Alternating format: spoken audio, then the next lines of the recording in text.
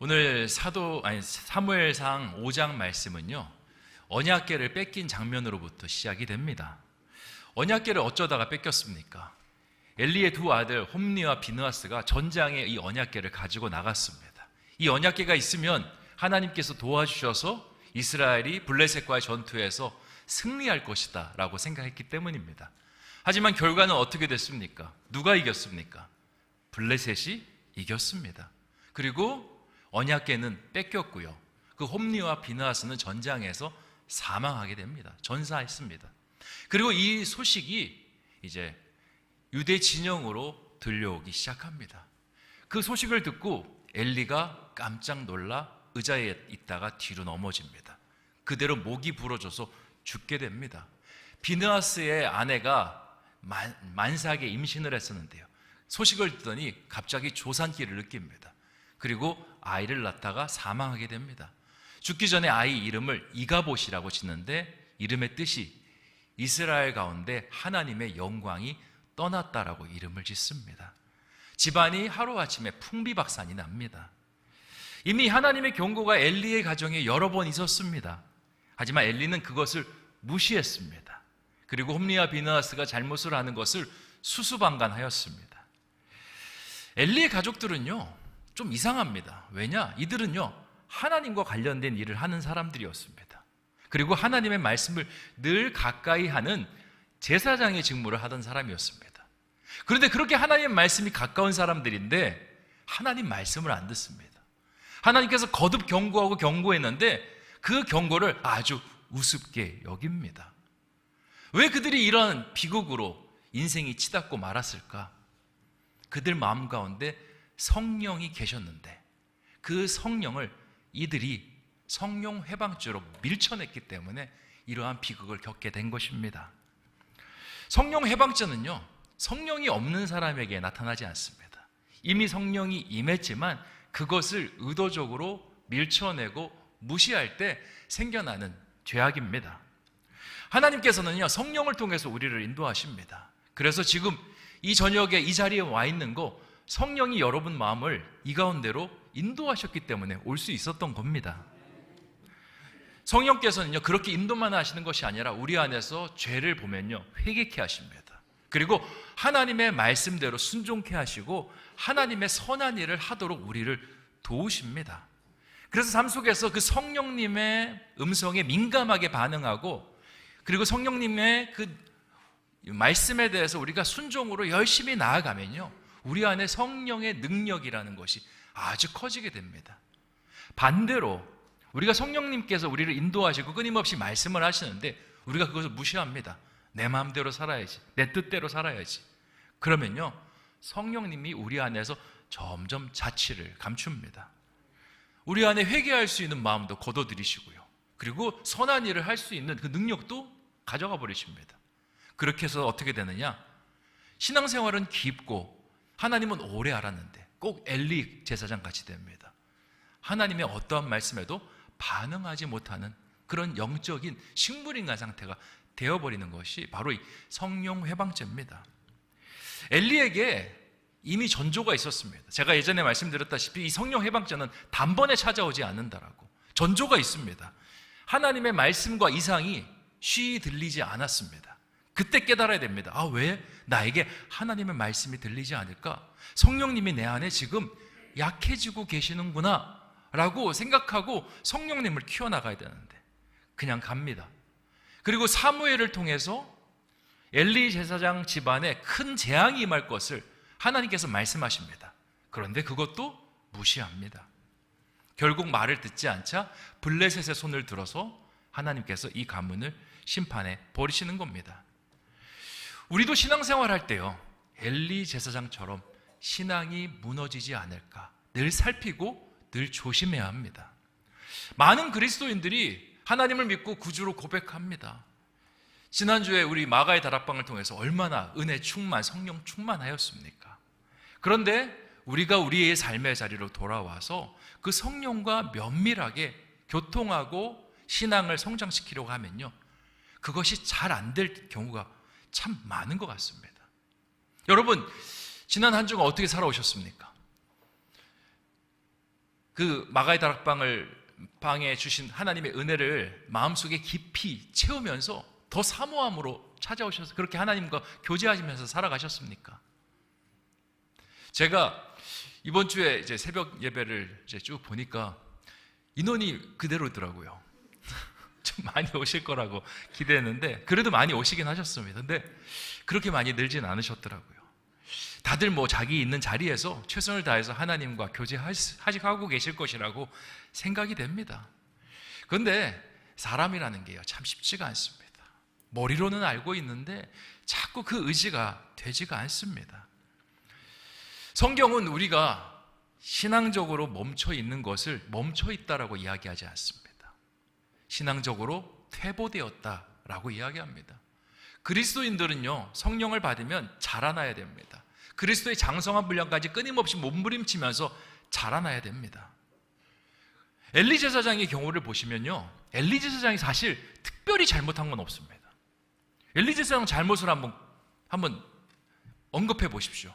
잘못한 거 있습니까? 아들이 잘못했지 이 엘리 제사장이 잘못한 건 없습니다.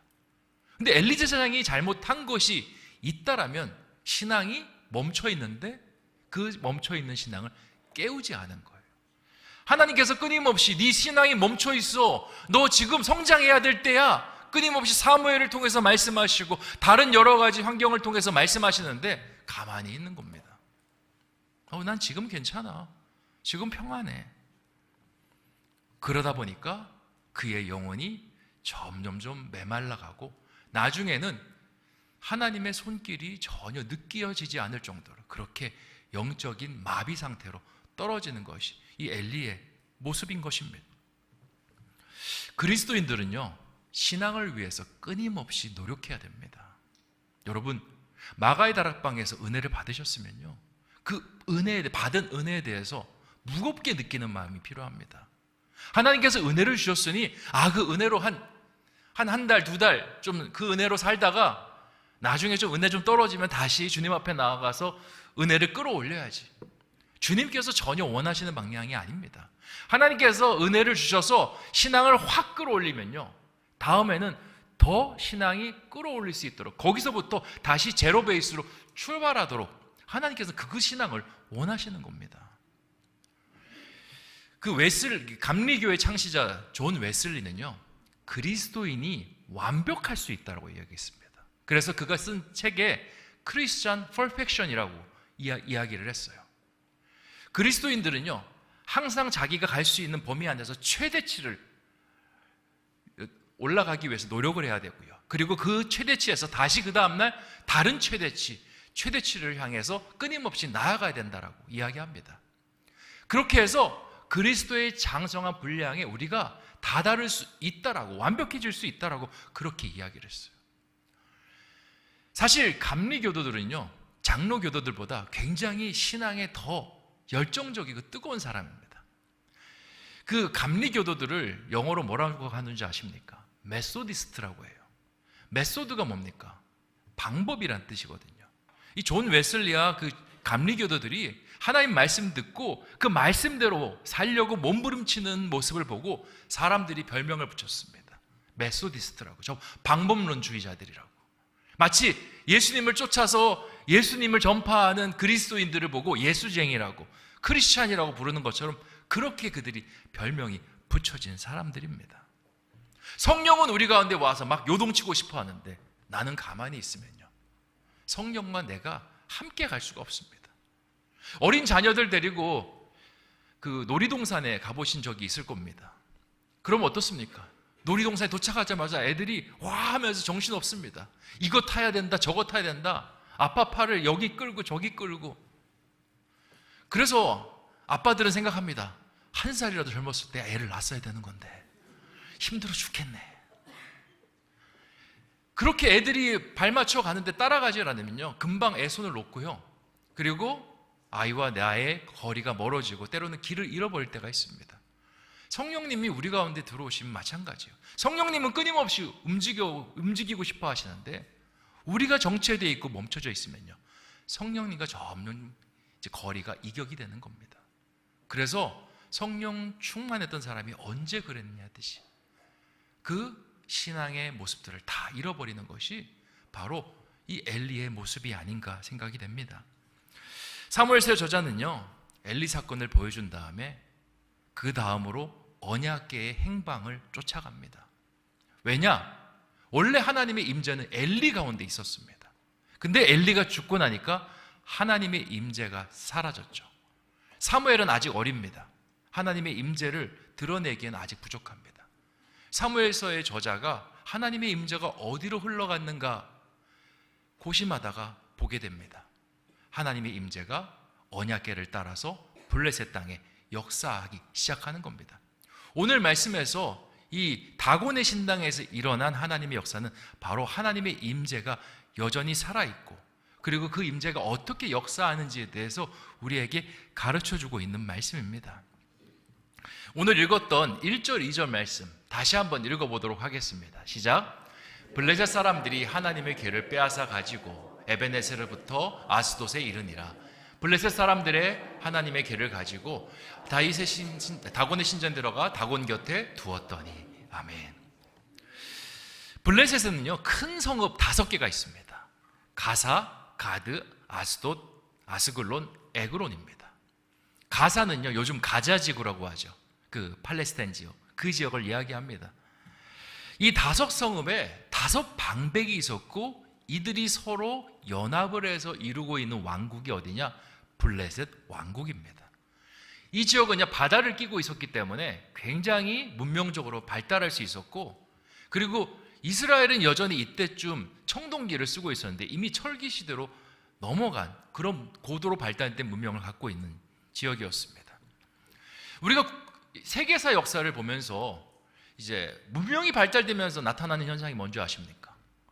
농사기술이 비약적으로 발달합니다. 그리고 농사기술이 발달하면서 많은 사람들이 굶주리지 않고 배불리 먹기 시작합니다. 그러면서 인구가 폭발적으로 성장하죠. 인구가 성장하니까 블레셋 지역에 많은 사람들이 생겨나고, 그 블레셋 지역이 그 사람들에게 좁게 느껴지는 현상이 일어납니다. 그래서 문명이 발달하면요, 항상 따라오는 게 뭐냐면 전쟁이에요. 전쟁을 통해서 영토를 넓히고요, 그리고 전쟁을 통해서 다른 민족의 것들을 약탈해서 더 많이 갖고 더 풍성히 나눠 가지려고 하는 그런 마음이 들어오기 시작하는 겁니다. 그래서 빈번하게 전쟁이 일어납니다. 오늘 말씀에서 블레셋은 이스라엘과 전쟁을 치렀습니다. 그리고 많은 전리품을 획득해 들어왔습니다. 그 전리품 중에 정말 귀한 전리품이었는데 그게 뭐냐? 하나님의 언약궤입니다. 고대 근동 사람들은요, 전쟁을 치를 때 사람이 땅에서 전쟁을 치르지만 그 전쟁의 승패는 신에게 달려있다고 생각했습니다. 그래서 이스라엘과 블레셋 전쟁이지만 하늘에서 똑같이 전쟁이 벌어지는데 블레셋 신 다곤과 히브리 신 여호와 간의 전쟁이 일어난다라고 생각을 했습니다. 그리고 블레셋이 이겼죠. 그러니까 다곤 신이 이겼다고 생각합니다. 그래서 거기서 획득한 언약궤를 가지고 다곤 신전으로 나갑니다. 다곤 신이요, 당신 때문에 우리가 전쟁을 승리했습니다 라고 그렇게 두는 겁니다. 이러한 형태는요, 출애굽기에도 나타납니다. 모세가 이스라엘 백성을 데리고 출애굽할 때 10가지 재앙을 일으킵니다. 근데 그 10가지 재앙이요, 그냥 일으킨 재앙이 아닙니다. 이집트에 있는 10개의 신을 대항하기 위한 그러한 뜻으로 재앙을 펼친 겁니다. 나일강을 피로 물들인 것은 나일강의 신을 제압하는 여호와를 보여주기 위해서고요, 개구리를 땅에서 올라오게 한 것은 개구리의 신 헤케트를 여호와께서 다스리고 제어하신다, 통제하신다는 뜻을 갖고 있습니다. 그리고 마지막 파라오, 태양의 아들 바로의 아들을 꺾으면서 하나님께서 완전히 이집트의 모든 신들을 이겼다라고, 그렇게 하면서 이집트에서 이스라엘 백성들이 나올 수 있었던 겁니다. 그래서 이스라엘 백성들이 출애굽했을 때요, 고대 근동에 있는 모든 사람들이 놀랍니다. 이스라엘을 놀라는 것이 아니라 저 여호와라는 신이 도대체 누구인가? 듣도 못한 신인데 어떻게 저 강대국 이집트의 모든 신들을 이길 만한 그러한 존재가 되었는가? 그렇게 해서 이 여호와라는 이름이 훨씬 더 고대 근동에서 유명합니다. 블레셋도 이스라엘과 전투를 벌일 때 이스라엘이 별거 아니었습니다. 왜 청동기 문화를 쓰고 있고 무기를 가지고 있는 그런 사람들이니까 자기들은 철 문화를 가지고 철검을 가지고 있는 사람들이 상대가 됩니까? 근데 그들의 마음이 쪼그라들 때가 한 번 있습니다. 언제냐? 사무엘상 4장 7절에서 8절. 블레셋 사람들이 두려워하여 이르되 신이 진영에 이르렀도다 하고 또 이르되 우리에게 화로다. 전날에는 이런 일이 없었도다. 우리에게 화로다. 누가 우리를 이 능한 신들의 손에서 건지리요. 그들은 광야에서 여러 가지 재앙으로 애굽인들 친 신들이니라. 아멘. 하나님의 언약궤가 들어왔을 때 이들이 두려워합니다. 저들은 이집트에 있는 여러 신들을 눌렀던 신이 아닌가. 저 신이 함께 싸워준다면 우리가 아무리 좋은 무기를 가지고 이길 수가 있겠는가 라는 생각을 합니다. 그런데 그 걱정은 기우였습니다. 이스라엘 힘도 제대로 써보지 못하고요. 그날에 넘어진 자가 3만 명이 되었다라고 성경은 우리에게 가르쳐 줍니다. 그렇게 승리하고 블레셋은 자신의 땅으로 의기양양하게 돌아갑니다.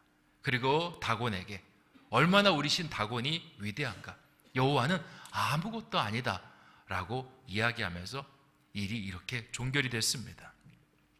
여기까지만 보면요, 하나님이 너무 약해 보입니다. 그리고 다곤 씨는 너무나 강해 보이고요. 하지만 하나님은 약하지 않습니다. 그거를 오늘 5장 말씀에서 이 사무엘서의 저자는 이야기합니다. 하나님의 언약궤를 가지고 왔고 하나님의 임재의 상징을 가지고 왔는데 왜 하나님께서 패배하셨을까? 그 이유가 있습니다. 뭐냐? 언약궤가 문제가 있는 게 아니에요. 언약궤를 사용하는 방법이 잘못되었기 때문에 그렇습니다. 무조건 언약궤를 가지고 간다고 해서 능력이 발현되지 않아요. 우리가 성령이 우리 가운데 임한다고 해서 우리의 삶 속에 그냥 성령의 능력이 자동적으로 발현되지 않습니다. 그 성령의 능력을 사용할 수 있는 방법을 익히고 그 방법대로 사용해야 성령의 능력이 발현될 수가 있어요. 언약궤를 어떤 사람들은요, 가지고 나갔을 때 놀라운 하나님의 능력이 일어났습니다. 언제? 여호수아가 가나안 땅으로 들어올 때 제사장들이 언약궤를 메고 나왔습니다. 그리고 요단강에 발을 대자마자 요단강 물이 갈라졌습니다. 그리고 그 땅을 마른 땅처럼 이스라엘 백성들이 지나왔습니다. 언약궤가 그때에는 하나님의 놀라운 능력을 일으켰습니다. 근데 지금은 똑같이 제사장이었던 홈리와 비느하스가 언약궤를 메고 나왔는데 그 능력이 일어나지 않는 겁니다. 왜 그랬을까? 언약궤를 사용하는 방법이 틀렸기 때문에 그러한 것입니다. 예수님께서 성령 충만을 통해서 공생의 사역을 시작하셨습니다. 그리고 그 공생애를 통해서 귀신 들린 자가 쫓겨나오고요, 병든 자들이 치유되고, 그리고 놀라운 능력들, 이사들이 끊임없이 일어났습니다. 그 성령, 그리고 우리 안에서 우리를 아바 아버지라 말씀하게 하고 하나님의 자녀로 만들어내는 그 성령은요, 동일한 성령입니다. 우리 안에 있어요. 근데 예수님의 삶에는 그런 것들이 나타나고 우리의 삶에는 어떻습니까? 나타납니까? 안 나타납니까? 잘 안 나타나요. 그러다 보니까 잘 믿지 못하죠. 그 성령께서 예수님뿐만 아니라 제자 공동체에도 함께 하셨습니다. 그 제자 공동체에 놀라운 이적이 나타났습니까? 안 나타났습니까? 나타났습니다. 그런데 우리도 똑같은 인간인데 우리 공동체, 우리의 삶 속에는 그 능력이 나타나지 않고 있습니다. 도대체 무슨 차이가 이러한 능력이 있고 없고의 결과를 만들어내는 걸까요? 하나님을 대하는 방식 때문에 나타나는 겁니다. 우리가 하나님을 대하고 하나님의 그 성령님을 대하면서 성령님을 사용하는 방식은요, 세상 사람들이 신을 대하는 방식과 매우 흡사하게 닮아 있습니다.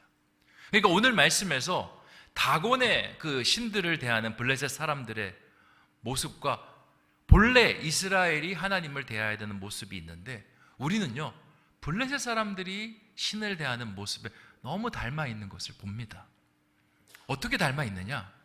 이스라엘은요, 하나님께 나아갈 때, 블레셋 사람들은 다곤에게 나아갈 때 비즈니스 관계로 나아갑니다. 다곤에게 줄 거 주고 다곤이 또 필요한 것을 다곤이 나에게 줍니다. 서로 주고 받으면서 서로가 협력하면서 그렇게 살아갑니다. 내가 다곤 신에게 예배를 잘 드립니다. 나의 삶에 복을 내려 주시옵소서. 내가 다곤의 신당에 많은 헌금을 했습니다. 다곤 신이여 나에게 물질적인 축복을 허락하여 주시옵소서. 내가 다곤 신의 자녀로 우리 자녀들을 키웠습니다. 다곤 신이시여 우리 자녀들의 장래를 축복하여 주시옵소서. 우리도 하나님 앞에 그렇게 나가는 모습이 얼마나 많은지 모릅니다. 하나님, 저 교회 봉사 잘했어요. 저 축복해 주셔야 돼요. 하나님, 저 자녀들에게 신앙으로 자라라고 그렇게 강요하고 그렇게 키웠습니다. 하나님, 우리 자녀들 인생 책임져 주셔야 해요. 하나님, 제가 하나님 앞에 주일 성수 잘합니다. 하나님, 제 삶 잘 풀릴 수 있도록 해주세요.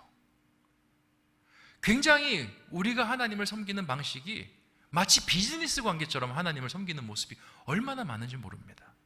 그런데 성경을 제대로 보면요, 하나님께서 인간과 역사하시고 하나님께서 예수 그리스도를 통해서 성령의 능력을 발현했던 방식은 다른 방식입니다. 예수님께서는 뭐라고 말씀하셨냐면, 먼저 그의 나라와 그의 의를 구하라. 그리하면 이 모든 것이 너희에게 더하여질 것이다 라고 말씀하셨습니다. 하나님의 방식은요, 인간적인 바램, 염원, 욕심에서 시작하지 않습니다. 하나님의 방식은 하나님의 뜻 가운데 시작이 됩니다. 그리고 하나님의 뜻은 하나님의 나라입니다. 하나님께서 사울에게 아말렉을 진멸하라고 시킨 적이 있습니다. 그 이유는 하나님이 보시기에 아말렉이요, 악했습니다. 그리고 하나님의 정의에 위배되는 여러 가지 행동들을 했습니다. 그래서 그를 심판하라고 하셨습니다. 근데 사울은 어떻게 합니까? 아말렉을 진멸하지 않습니다. 왜?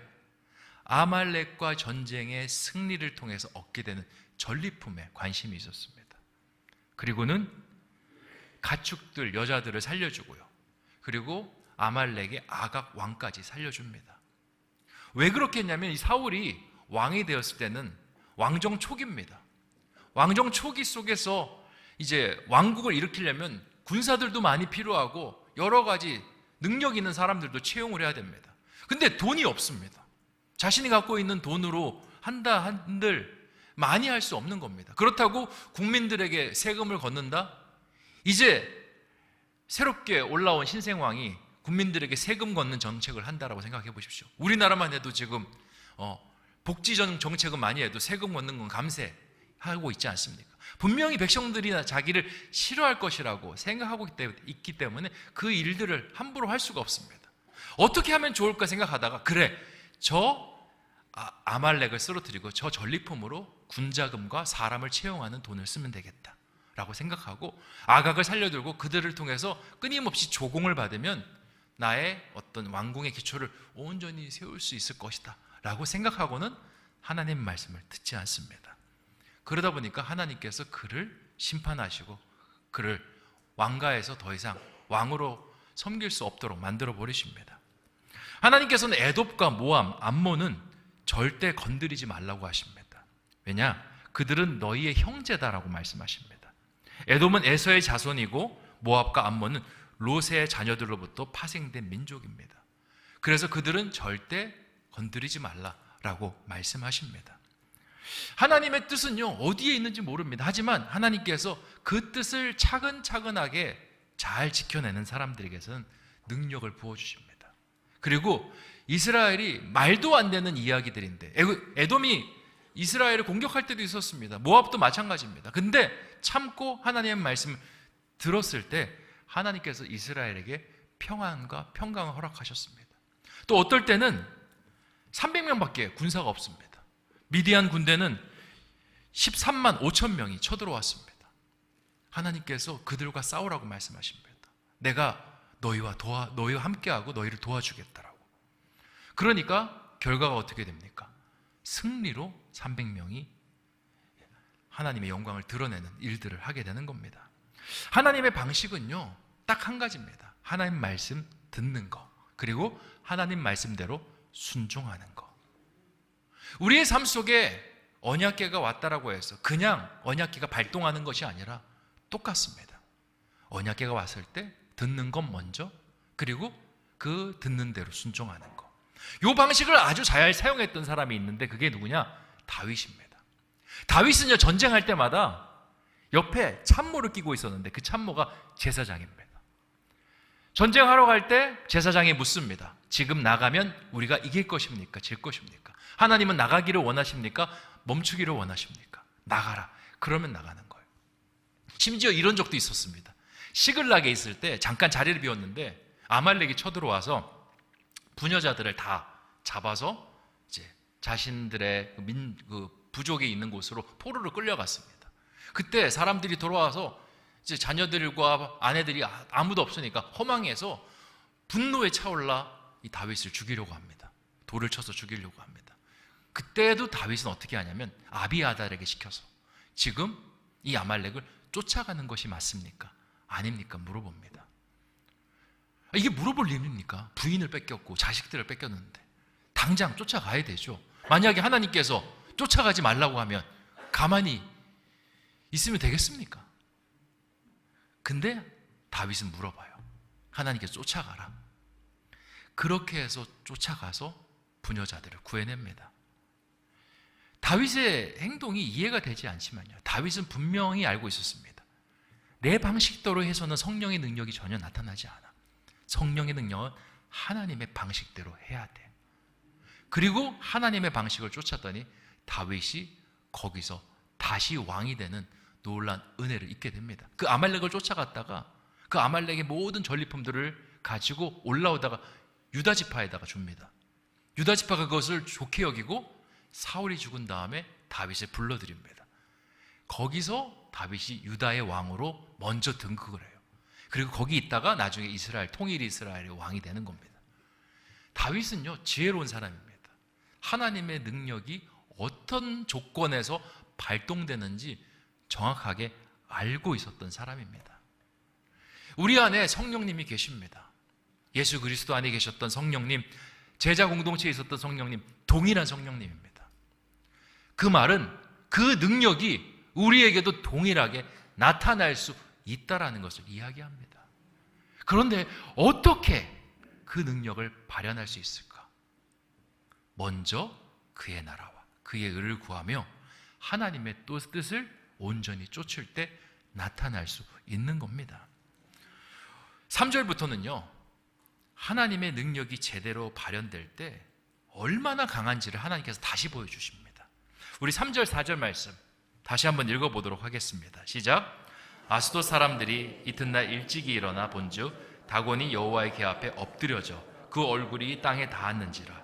그들이 다곤을 일으켜 다시 그 자리에 세웠더니 그 이튿날 아침에 그들이 일찍이 일어나 본즉 다곤이 여호와의 궤 앞에서 또다시 엎드려져 얼굴이 땅에 닿았고 그 머리와 두 손목은 끊어져 문지방에 있고 다곤의 몸뚱이만 남았더라. 아멘. 다곤에게 영광을 돌리려고 언약궤를 갖다 놨는데 그 다음날 다곤이 쓰러져 있습니다. 뭐지? 누가 다곤의 이렇게 신상을 밀었나? 이거 쉽게 민다고 해서 밀리는 것이 아닌데 다시 세워놓습니다. 그 다음날 봤더니 꼬꾸러질 뿐만 아니라 몸뚱이가 이제 여러 개로 쪼개져 있습니다. 블레셋이 두려움이 됩니다. 그리고 얼마 안 있다가 이 아스돗 다곤의 신당의 언약궤를 여러 이제 블레셋 그 방백들의 도시 중에 이 아스돗에 갖다 놨거든요. 그 아스돗에 큰 재앙이 돌게 됩니다. 6절 말씀도 같이 한번 읽어보겠습니다. 시작. 여호와의 손이 아스돗 사람에게 엄중히 더하사 독한 종기의 재앙으로 아스돗과 그 지역을 쳐서 망하게 하니.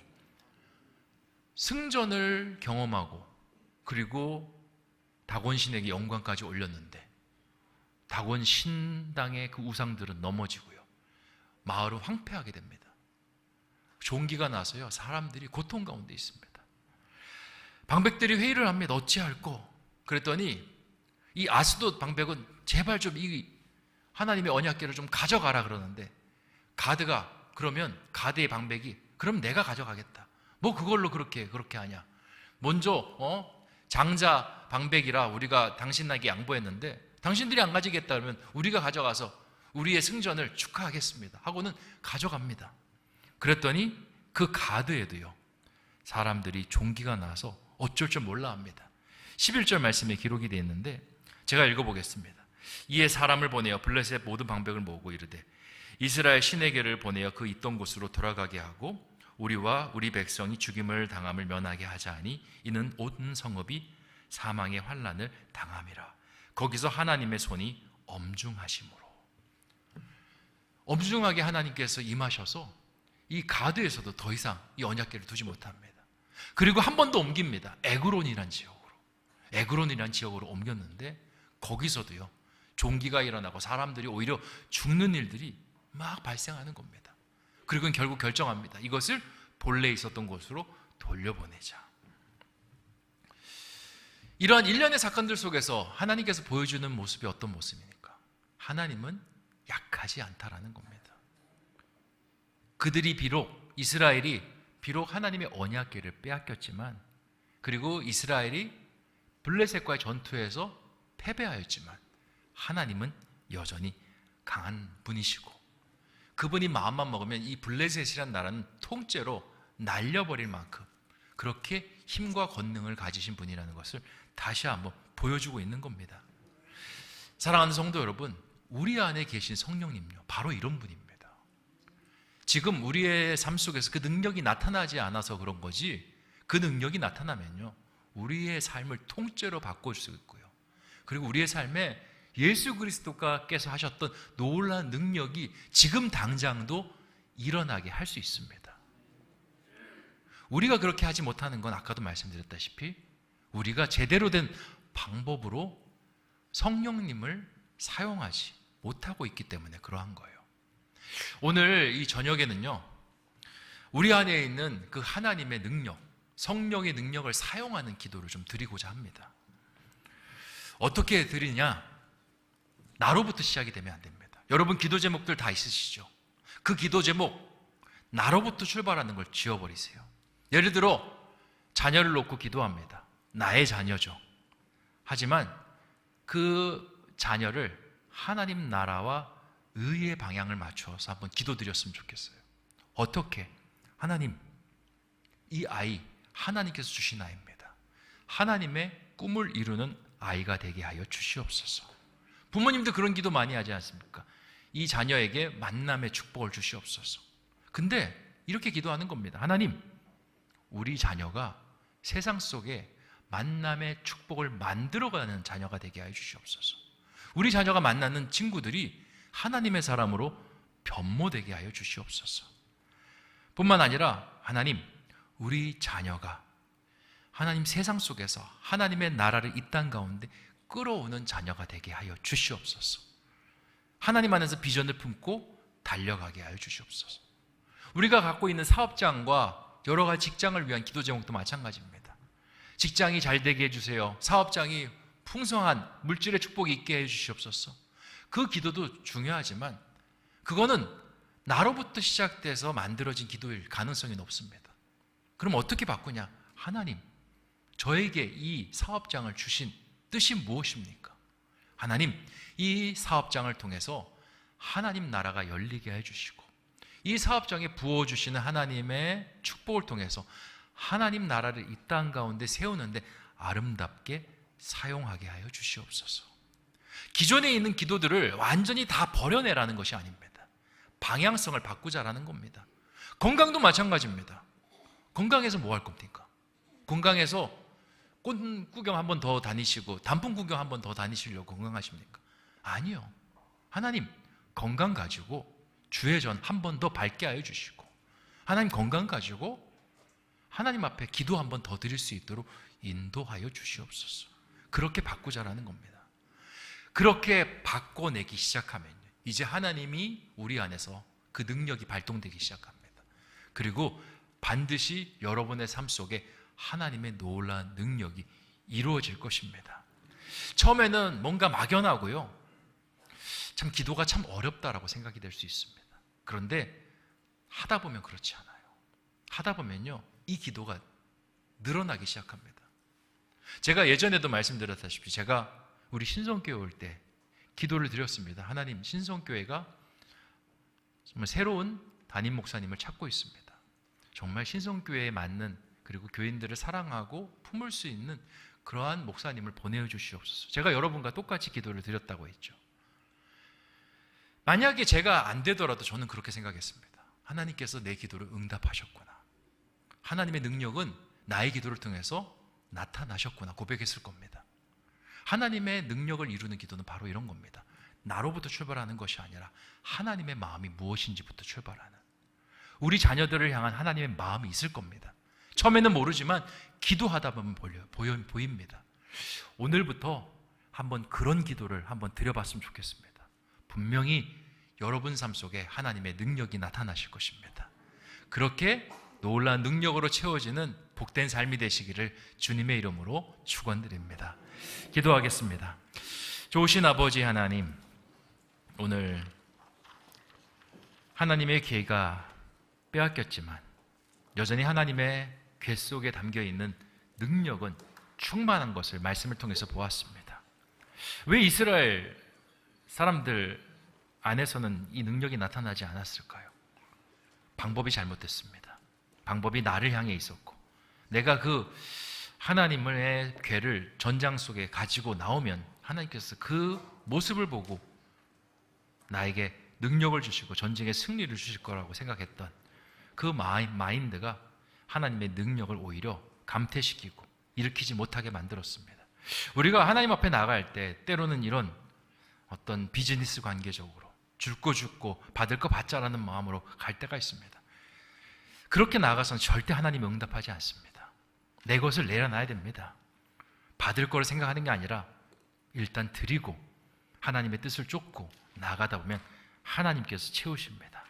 그렇게 오늘부터 기도해 나가게 하여 주셔서 정말 우리의 삶 속에 하나님의 능력이 나타나는 것을 보게 하여 주시옵소서. 간절히 원하오며 모든 말씀 예수님의 이름으로 기도하옵나이다. 아멘.